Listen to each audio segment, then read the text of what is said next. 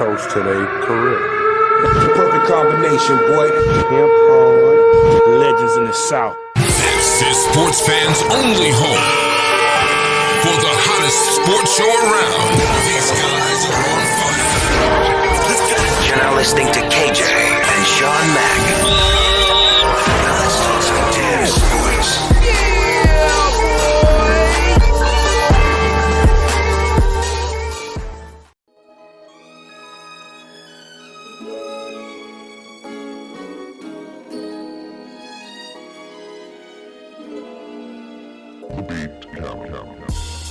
Welcome back to Sports Fans Only with your host KJ, and on today's show we're going to talk a little UConn men's basketball. But before we get into that, make sure you go to www.sportsfansonlyshow.com.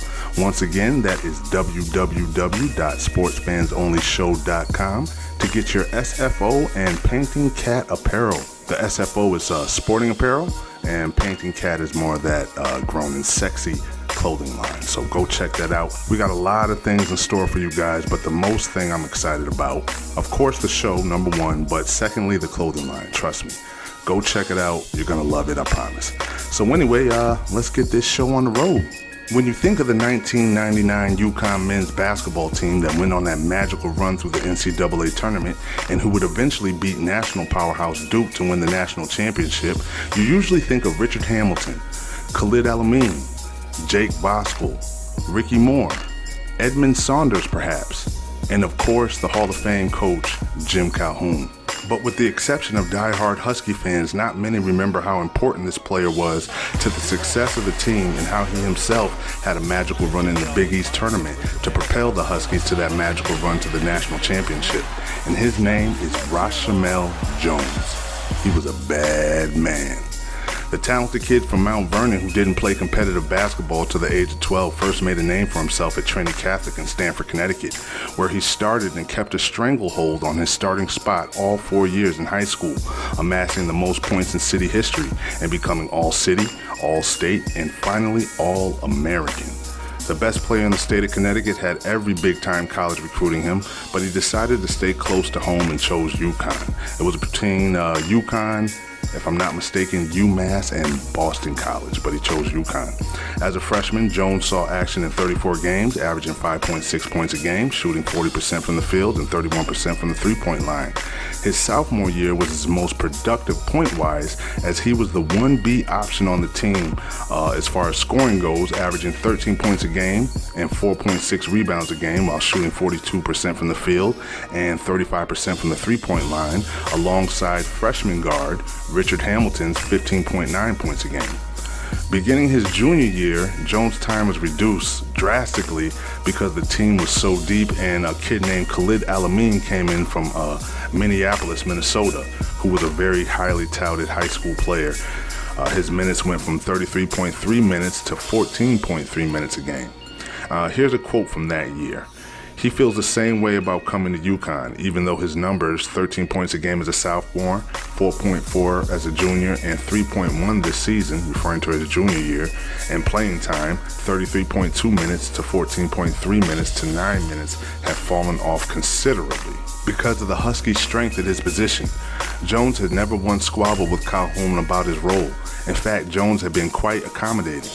I think in the future, maybe some of these guys are going to have to hear more about Rosh and the sacrifices he was willing to make for their team's good, as opposed to worrying about himself, Calhoun said. I think a lot of kids would say, hey, now you need me coming off the bench.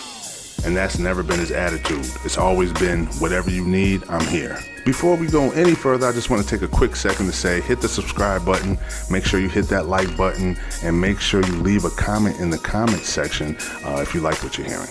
So anyway, moving along. So in comes his senior year, where he averages 3.5 points a game and only an average of 10 minutes, a little over 9 minutes, but closer to 10 minutes a game. By this time, he settled into a six-man type of role coming off the bench. Definitely was one of the best defenders on the team. By all accounts, his nickname on the team was Animal Club, which definitely fits his personality. Somebody willing to do anything or whatever it takes to get the job done. And just on a side note, I know the man personally, and every time I see him, he's just always, anything I can do for you, just let me know. I'm there for you if you need me to do anything. And he's held up on those promises a couple of times, so I can personally testify to that man's character. So anyway, I remember watching many games when he would come in off the bench and completely change the momentum of the game. If they needed a big rebound, if they needed a big transition bucket, if they needed a big stop, because more times than not, when he came in, he was going on the best scorer on the other team. His nickname was Animal Club. That's from what I understand, his name was Animal Club. So whether it was defending Allen Iverson or even in practice up at UConn his freshman year, he had to defend Ray Allen, a lottery pick. He had to defend him every day in practice as a freshman. He wasn't a redshirt freshman. He got considerable time as a freshman up there at UConn. So Rashamel always showed up big. He always showed up right on time. Seeing flashes of his greatness, watching him through high school, he was like Jordan does. And watching him go and get into UConn, it always made me wonder what could have been. Now, although if you ask him, he doesn't regret a thing. But as a fan of his and a fan of basketball, I always wondered, what if he got a chance in the NBA? What if he never got hurt? Or what if he never hurt his knee while playing overseas? For a lot of you who don't know, he went overseas and played in Australia's professional league, and he averaged 17 points a game while he was there. Every championship team needs a Rashamel Jones to do all the little things to make the team better as a whole. I truly believe without Rashamel Jones and his performance in the Big East tournament in 1999, the Huskies would not have won the national championship. And I'm pretty sure if you would have asked Jim Calhoun, Richard Hamilton, Khalid Al-Amin, or anybody like that, Ricky Moore, I think they would probably say the same thing. He was kind of like the heartbeat. He was like the uncle of the team. Like it just seemed like everybody could depend on him. And just such a cool dude. So here at Sports Fans Only, we want to salute Rashamel Jones for his huge contributions to that unbelievable year that gave people in Connecticut tremendous pride. We salute you, big bro.